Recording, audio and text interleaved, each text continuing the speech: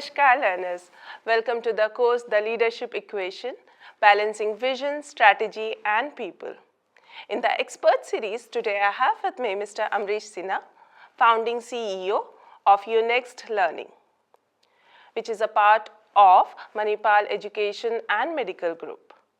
Unext is an EdTech platform offering online courses and programs in the high learning education space. Prior to this, Mr. Sinha was associated with Zuper, India's first commerce hyperlocal market. Mr. Sinha has also been associated with HDFC Life and ICICI Prudential. Thank you so much, sir, for sparing your valuable time with us. Sir, when it comes to leadership, leadership plays a very crucial role in shaping the work environment and work culture, we can say. And of course, when it comes to leadership, we say that a good leader is someone who has a skill to communicate properly with the employees, as well as he has to be a good listener. And of course, he has to take risk, and whatever plans he has to execute with those employees. So the first very question for you is, how does a leader, a strong personality, as a strong personality and as a strong leader, how can he foster a good work environment? Great, but first let me thank you for having me on this program of yours and this chat. So pleasure to be here. Thank you so much, sir. It's a very important question, and I think leadership and building a organizational culture where people like to come and contribute their best is, I think, one of the most important jobs that we do. For me personally, I think the 2-3 key factors that help shape a leader in any organization or the culture of that organization is that communication, open communication. How do we communicate what that company is wanting to do, or what that business is going to do, or if they are learning, what that university is going to do. So constant communication about the larger mission and purpose of that business is very important. Then people attach themselves to a goal which is little higher than their daily KRAs or the jobs that they are assigned to do. Second thing is that a leader has to be ensuring that there is equity amongst the employees. Nobody is seen as his favorite or her favorite. People have opportunity to do the roles that they are assigned and prosper and flourish in those roles. So that's a second very important trait. Third is, I think people, when they come to work, they also like to contribute towards not only their professional career, but towards their personal goals. So their mission and values that I said in the first part is very important, that they should translate into what they are doing also in a day-to-day role. Suppose somebody is doing marketing, so why he or she is doing marketing for that company. And lastly, I think we all have to, for a forward-looking organization, and today in the world of AI, speed is very, very critical. So execution bias and speed of execution, ownership, these two traits I think are very important, apart from any basic things that each employee should have, which is integrity, trust, honesty. Those are a given in today's world. But I think these 3-4 factors are very critical for a leader, or not only as a CEO, but also people who are in leadership roles across various levels to guide and motivate their teams. Well said, sir. Of course, scenarios are changing, and being in a leadership position is not easy because you have to be in pace with the changing times. As you mentioned that AI is coming up. My next question to you is, for leaders, it's very much important that they should foster change and innovation. And we could very well, see from the kind of work that you are doing, from a traditional way of imparting education and making it convenient for the people to get education through online platforms. My next question to you is, like, for leaders, it's very much important that they should accept innovations. And for that, it's very, very crucial that they should welcome ideas as well as they should provide an environment where the employees or the resources, they find that yes, their ideas are being heard, as well as opportunities and resources are given to them to make those ideas into actual realities.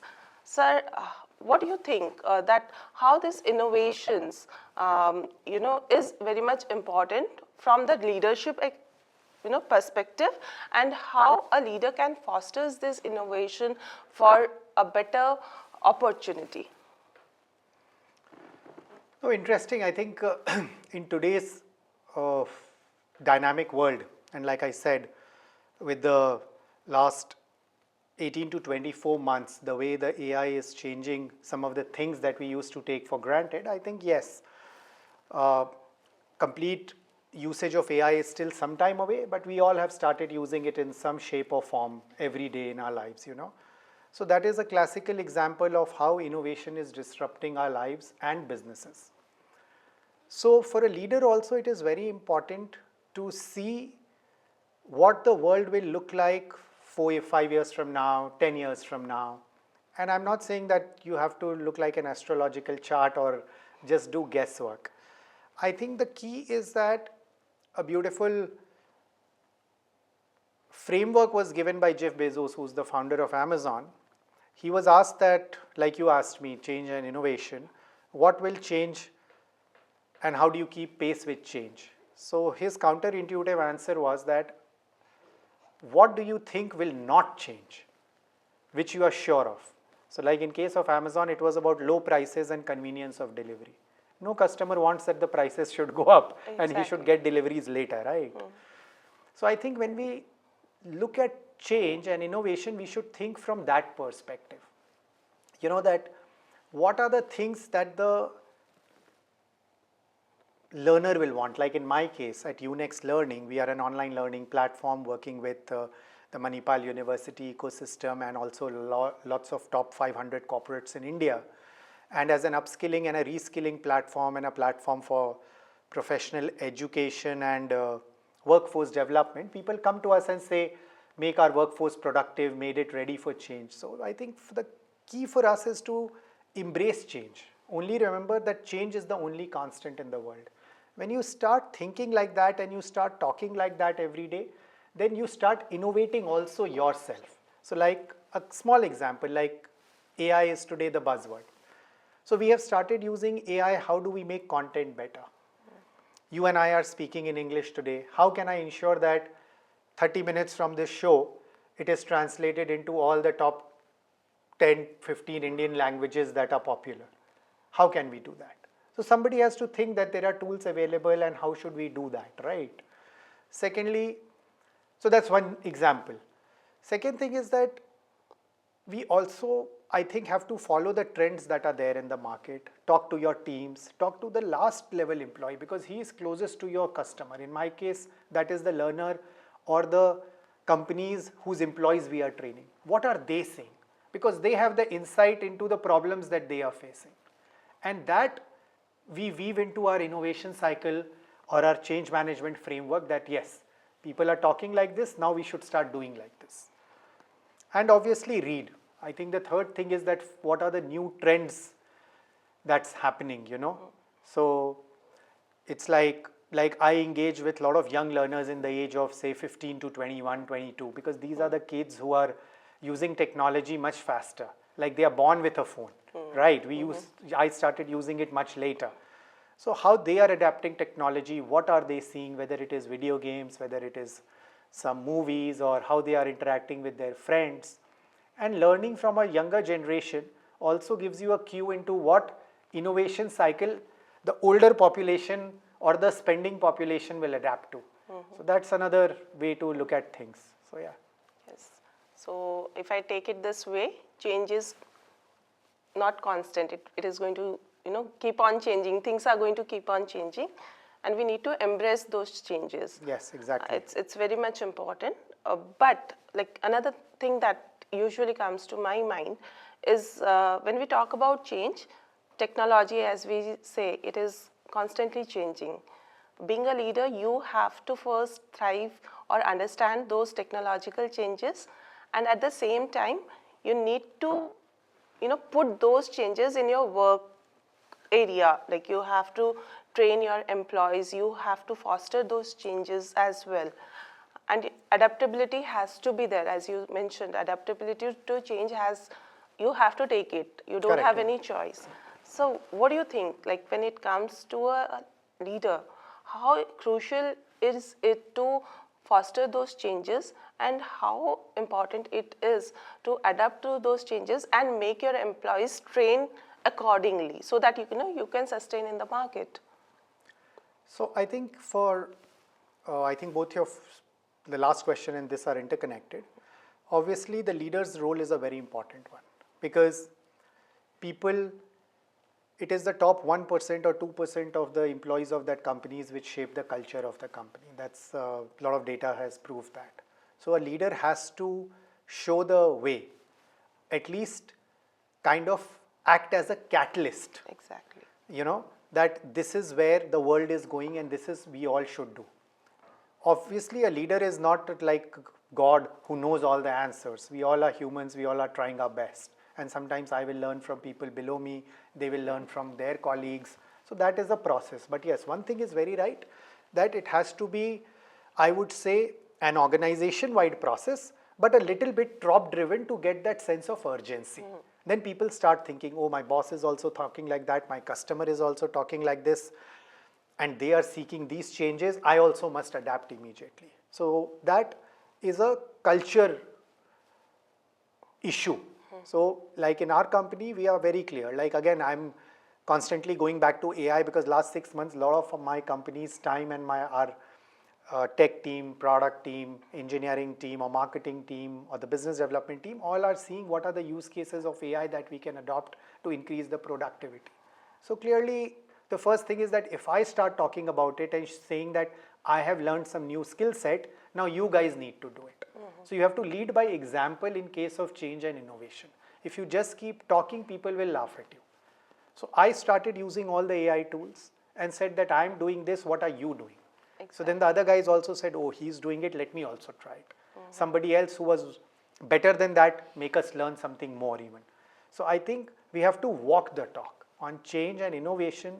The only thing is you have to not only talk the talk, but walk the talk. So a leader's role is very, very important in that case, honestly. Well said, sir, that you have to set as an example. Exactly. A leader's role is not just to give a command and get the things done. Yeah, today people do not agree to that. Well said. Sir, like since you have such a good experience, of course, while you have come up with wide range of products. And of course, when you are working with people and when you are working with a big team, there are always, sometimes might be, I would rather say, conflicts, right? And those conflicts might be on the basis of, might be the ideas are not matching, or we are not on the same page. How this, as a leader, how this conflict resolution needs to be taken up? Because if the conflict will persist, it will ultimately hamper your work culture and your work environment. So as a leader, what do you think? What is the role of a leader to resolve conflicts? I think it's a very important role, and you have hit the nail on the head. Conflict management in the large organization or even in an educational ecosystem is a day-to-day challenge. Because if you have a high-performing team, it is liable that they will have differences of opinion. If you are constantly talking about innovating, etc., there will be divergence of views. Many of them will not always prove that the other person is right, but it leads to a situation of disagreements, etc. So a leader's key role, I think one of the key roles of the leader also is to ensure and resolve that conflict and not let it procrastinate. So like I said in the first time, open channel of communications, that's very important. If you talk candidly with people, different people will come and tell you different things as a leader, whichever level you are. You are a boss of a smaller team, or you are a CEO, or you are a vice president, or etc. Or in a university, if you're a president or a chancellor, people will come with all sorts of things. Your job is to hear them out patiently.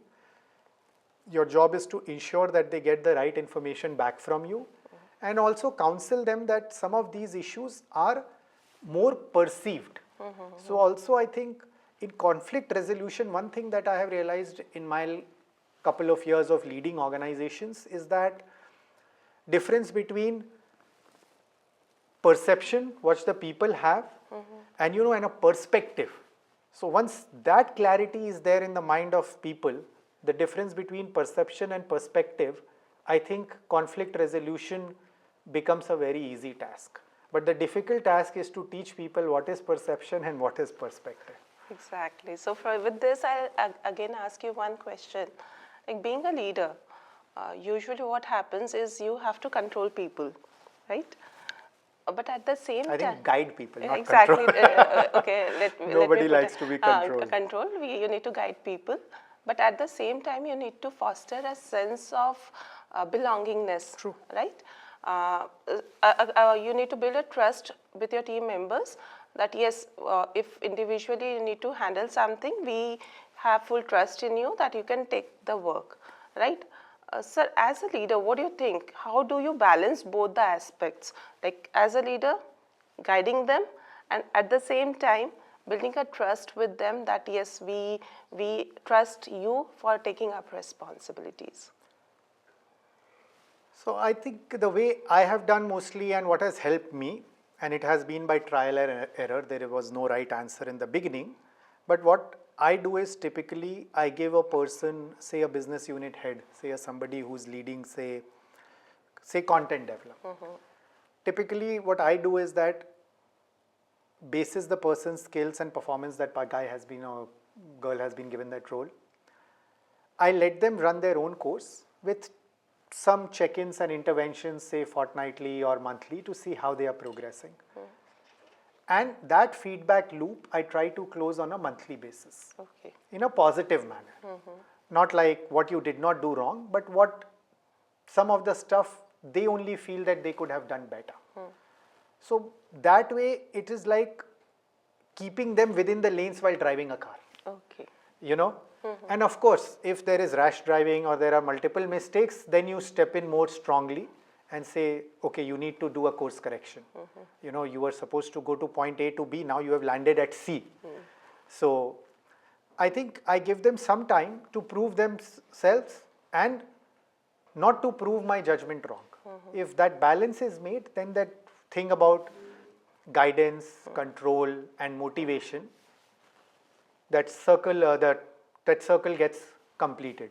But it is a difficult thing, and there is no, I would be lying if I say there is an immediate answer to that. It depends from the person to person, it depends from the role to role that they are doing, and therefore the leader's role is complex in that sense that he has to listen more, he has to get his or her hands dirty also, so that to get to know what they are feeling.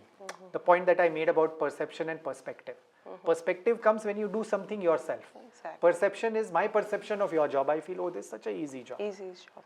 But that's not true. You are preparing for hours and hours before sitting there, right? So I think, yeah, it's a difficult thing, but once you get used to a process or a framework that has worked for you, then pretty much you can, there is pattern recognition. You can know, okay, this person will do it this way, and you know a little bit that you'll have, when do you have to intervene. But I start with this element of trust, that I have given that person that role. That means that person has done something right. Let a few mistakes be made, but there should not be fatal errors. Okay. Great. Sir, you course correct. Of course. Sir, as we move ahead with the discussion, and we have been talking about AI, because AI is something that has touched upon each and every aspect of our lives. And of course, AI and automation has been a part of the technological changes that are driving various businesses. So what do you think? What would be the future? Like if I talk about AI and automation and how they are going to drive the business in the coming years. So I think, yes, this is a question on everybody's mind, from world leaders to CEOs of technologies companies which are building AI, and I have been reading in the last 6-9 months voraciously on AI myself. So some of my early thoughts, and nobody is, I think, can predict the future, surely not me. But I think what we have to first think is not fear AI, use AI to our advantage. It's another technology that is there in our hands, and we should use it better. Today it is in very early stages. I think it was comparing AI today is to what, say, internet was in 1990s, not even 2000, early 1990s or late 1980s when people just started getting one modem. And the fear about AI is like it is of 2025 speeds of internet. Exactly. So there is a long gap to be covered, and human beings are very resilient and they will evolve. Second aspect, of course, on AI and automation, I think the subtext in your question is also, will it lead to job losses? Exactly. How will people adapt to it? My view is that with any new technologies, some professions are lost but jobs are not lost. Okay. So they were typists, they became computer operators. So typing as a profession got lost. But those employees did not lose their jobs. They trained themselves and started using computers, right? Similarly, that is what AI will do in many industries. First thing is it will become your ally and increase your productivity. So like there are 2-3 things. Today morning only I was talking to someone that I don't see very transformational changes immediately. But in small ways things are already changing. Like for summer holiday for my daughter we are thinking of traveling. So now I am using ChatGPT, Perplexity, Gemini, Grok, all these 4-5 tools that are there on my phone now, and seeing how can they create an itinerary. Previously I would go to various blogs and read, and now it's getting better and better. So it is becoming like my personal assistant. Of course, so those use cases are there, and some of those tasks are getting automated, what we call as agentic AI. They are acting as your agent. Exactly. So that's where things are, but I think the true power of AI or any technology will be known a couple of years from now, because I think in technology we overestimate what changes it will bring in the short term, but underestimate its power in the long term. So I think we are in that AI hype cycle where we feel everything is going to change in 1 year, but that's not will be true. It will change, but maybe in another 5 years, and then it will be a mammoth change. So therefore the advice is that let's adapt to that change now. We need to evolve with the change. Yeah, and I think my view is that human beings are very resilient. We will adapt ourselves. Yeah, we've been around for years. We'll be around for years, but we need to adapt, obviously. Exactly. Sir, we talked about technology, we talked about people management, we talked about conflict. Another important aspect, that is, it is often believed that crisis management actually shows the strength of a leader.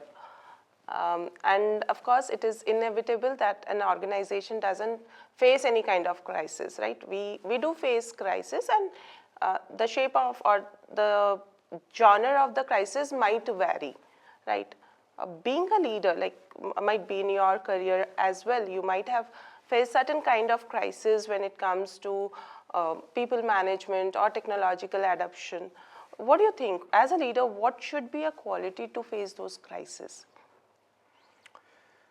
I think one of the biggest roles of the leader is crisis management or absorbing pressure.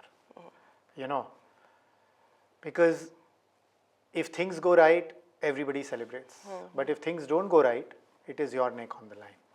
So I think crisis management or managing stress or managing risks that you cannot see.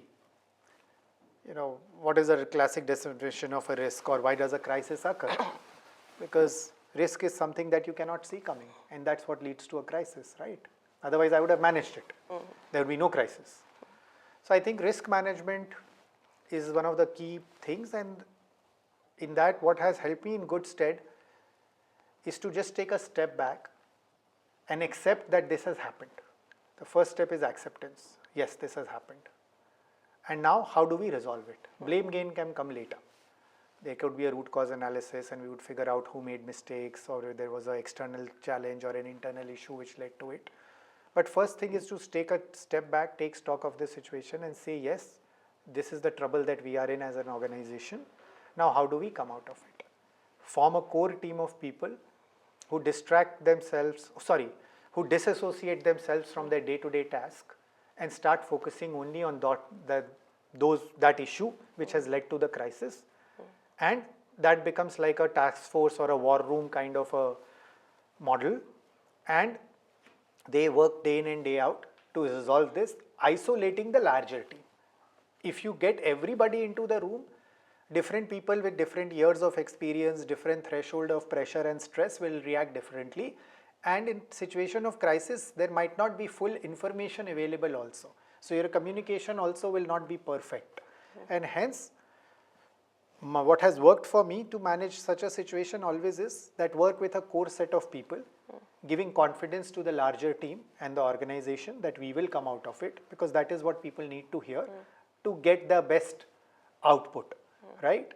And then build it out from there, solve the problem, and then communicate transparently to the larger team that yes, this is what has happened, this is the course correction we did. Now we are coming out of it and we need all of you to keep your head down, business as usual, keep working, set new goals so that such a thing does not happen. And of course, put checks and balances, risk mitigants, lead, lag indicators in your business matrix, whatever you follow, so that such a thing does not happen again, or you are not blindsided by it at least. And there's no guarantee it will not happen, but at least you do your best. Yes. Sir, another question that comes to my mind right now, like COVID has completely changed the scenario that we were working, the traditional work like a leader or everybody has to rush to their offices and, 9 to 5 job or 9 to 6 job and then come back the traditional way. But now the hybrid mode has started. At times you are at the office, at times you are working from home.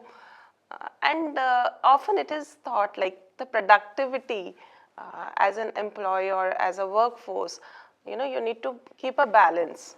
So what are your views on it? Like how to keep a check on the productivity of the work when it comes to working in a hybrid mode of working? So good question. I think COVID, we all had work from home and even learn from home, and that's how UNEX started in online learning, because people adapted to online mode of learning. So we have been great beneficiaries of that. Having said that, I think the world has changed also post-COVID, and quite substantially. Hybrid mode of work is here to stay, but I also feel the power of human connections is very, very important. So when you and I sit face to face and talk is very different, or at least slightly different from if we were doing this interview on a Zoom call. Exactly. Exactly, right? I could be distracted. I could pick up my phone, which I will not do, or a message could pop up of my screen. So there is an element of trust which gets built in when you are working in close physical quarters like in an office space. But having said that, there are tasks for which we do not require in-person presence at all points of time. So I think hybrid mode is a best mode of, I will not say best, it's a good mode of working when you have a high trust team working with you, where people are not slacking off or they are not taking it the easy way out, then it's a better way to work. Also, the second point is in what journey, what life that organization is in its journey. If it's a startup, if it's still finding its product market fit, it is still building a product, to be completely remote or hybrid might not be the best way. So you need to come in together more, and you have to be in office in person. But in the same vein also, I feel that flexibility for employees is important to be there at their productive best or 100%. So I feel that once you have established the ground rules, people are clear about their jobs and roles, they come in an office, generate ideas, because those ideas generation happen the best in an in-person meeting. But after that, if somebody is living very far away, he could leave a little earlier. Somebody who needs to check in because they have parental responsibilities, maybe they can structure their meeting in such a way that On business as usual days, they are working from home, but on critical days, they are in office. So you need to find a good balance, and there are no right answers. But yeah, if you're a very, very large organization, process driven, then you need to lay those guidelines, otherwise people will misuse it. Exactly. So I think each company is evolving and finding its own right answer. But yes, hybrid work and remote work is here to stay. In different categories of job roles and in different industries, they will play out differently. In some industry, you need to be in office 100% of the time. Like if you're a firefighter, you can't say I will be working remote. Exactly. You have to be where the fire is. If you're in the if you're building a university and constructing, like we have built an AB3 here, you cannot have a remote worker, construction worker. Yeah, exactly. Right? Similarly, but if I'm teaching computer science and programming, I could be remote. So the kind of work that you are doing, the level of work that you are doing will decide your presence or absence. yeah, presence or absence, and the nature of your remote work. Exactly. So yes, we need to find a balance. You I need think to that's the balance only way. exactly. If my requirement is there, I have to be very much in the office, and if it's not there, I can take my system and internet connectivity is there. Exactly. I can work from I there. agree with you. Exactly. So with this, another question that comes to my mind, and since again I'll take advantage of your experiences. Usually we talk about employment performances. Right now is the time of appraisals and everything. So I'll put it this way: how you motivate people, how you motivate your employees to perform better than their usual performance indexes. Like what is your strategy in that? So I think yes, the time of appraisals in the months of March, April, or till about early May is a difficult time for somebody who doesn't get a good rating because there are limited resources to be allocated in terms of hikes and other things and in terms of promotions, etc. But what I have always said to people is that look at your career in a span of 3 years' time. I think you will do, most of the good employees will tend to do very well in year 1 or year 2 or 2 out of 3 years. So don't look at one bad year. Give it some more time to yourself. You will be doing a great disservice that if this 1 year has not gone well and you put yourself or treat yourself very harshly or unfairly because of some feedback from your manager is not the right way to look at it. So that's one way. Second also is from a manager's perspective, or the person who's rating the another person, is also be empathetic. When you give feedback with a particular instance. Do not make it a generalized feedback. That then person can also come back with their answers. Second is put yourself in that person's shoes. Are you being too tough if you were in such a situation? So that empathetic conversation itself reduces a lot of pain and the imbalance that is there. Thirdly, what I have tried to also practice is that we try to ensure that if the company's goals are met, then there is not large disparity between hikes of various peoples. There will be one or two standout performance somebody has done, that's a very different issue, but balance that. So if you do that way and make people understand that the larger goal is to build the company, then the wealth creation and performance and appraisal will happen for everyone, I think people find a reason. And keep talking to them during that period of time, but do not encourage loose talk. Also, so I think these 3 things pretty much work, and keep the conversation to the point. Do not digress into other areas, because then it becomes he said, she said, and I said the perception element starts playing. So keep it to hard facts and tell them that it's a 3-year journey. 1 year will be great, 1 year will be not so great, the 3rd year will be even better. And this will happen to any other organization that you will go to, or any other job that you do. So hence don't worry too much. And life is long, and it's in the end that race is with yourself. So exactly. And if I take it this way, that of course appraisals are motivating factors, but at the same time it is a learning kind of phase that employee go ahead. Yeah, it's a good feedback for the employee also how to improve themselves. So like I said, many managers do great disservice by not giving right feedback with instances. So that at least the person can reflect. Well said, sir. And a bit of coaching, we also do pre-appraisals that guys, this is a feedback not on your life. For this year, 365 days out of the 100 years that you're going to live. So please do not take it as seriously as that. And improve on some of the areas that did not work out for you. Ask for explanation, ask for a change of a role if you required. And Move ahead. move ahead. Exactly. Well said, sir. With appraisals and everything, one most striking question, and I think this is one of the question which is being asked at each and every platform nowadays. I think you must have got an idea about it. I take it this way, like in today's life, we have got two apps. One is work, another is life. And a balance needs to be maintained. We don't have to drain ourselves. But at the same time, the energy has to be constant and we don't crash on either of the aspects. What is your opinion about work-life balance? This has been there for decades now. My view on this is that your work and life are intertwined. If you're happy at work, you're happy at home. If you're happy at home, you tend to be more productive at work also. So to take any very strong view that I will compartmentalize my life completely, I don't think it's possible. But the second aspect is, yes, we don't want to be a toxic workplace. So my view is that we have to look at work-life balance from a lens that, am I happy doing what I am doing for my living?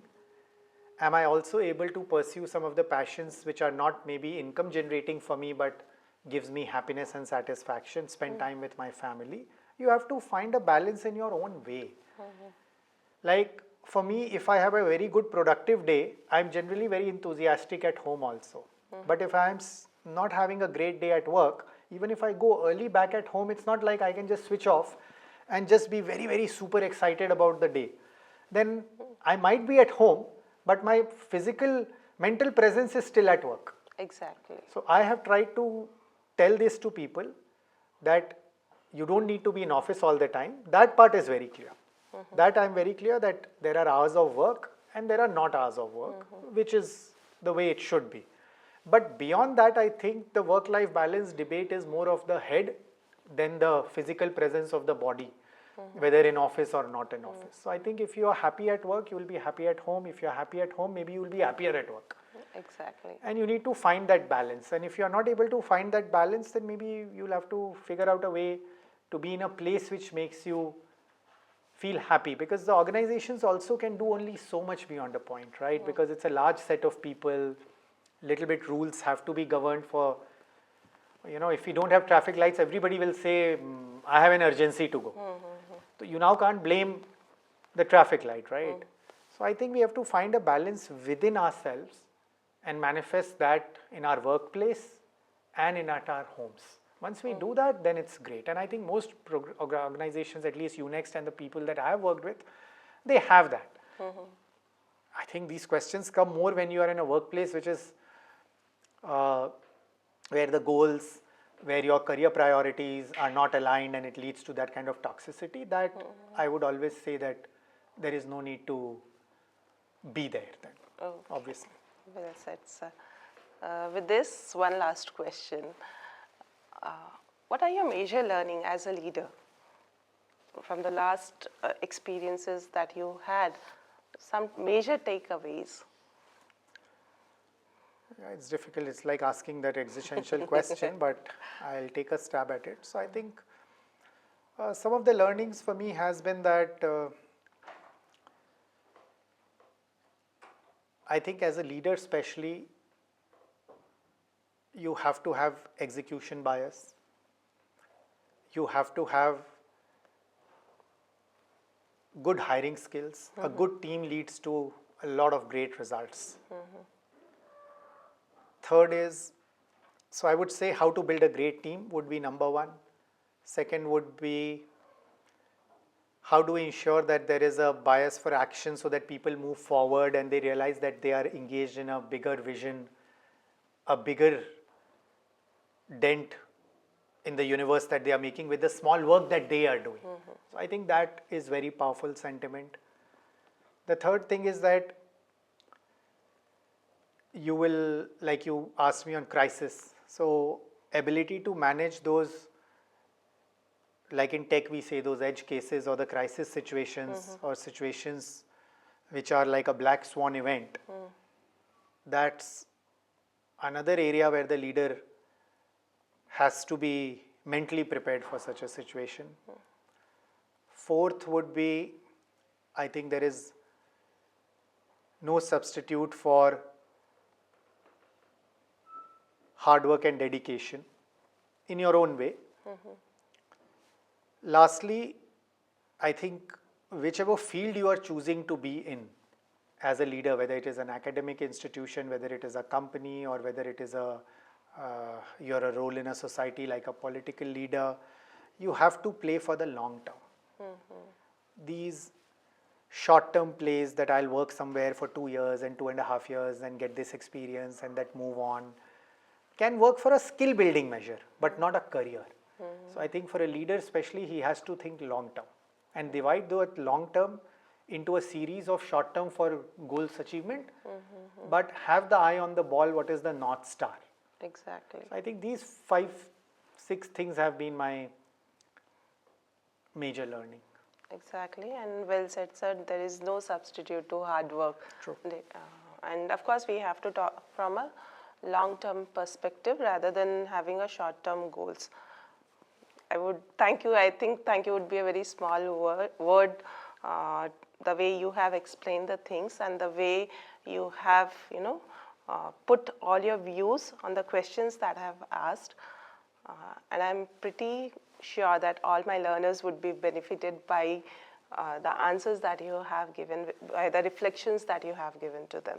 Thank you so much, sir, for being here and taking out your valuable time for us. Thank you so much. Thank you so much for having me, and I hope some of this conversation is useful to our students and learners. And I think it was great chatting with you. Thank you so much. Thank you so much. Well, learners, that's the end of this session. I'll catch you up with another expert in the upcoming discussion session. Till then, thank you and bye.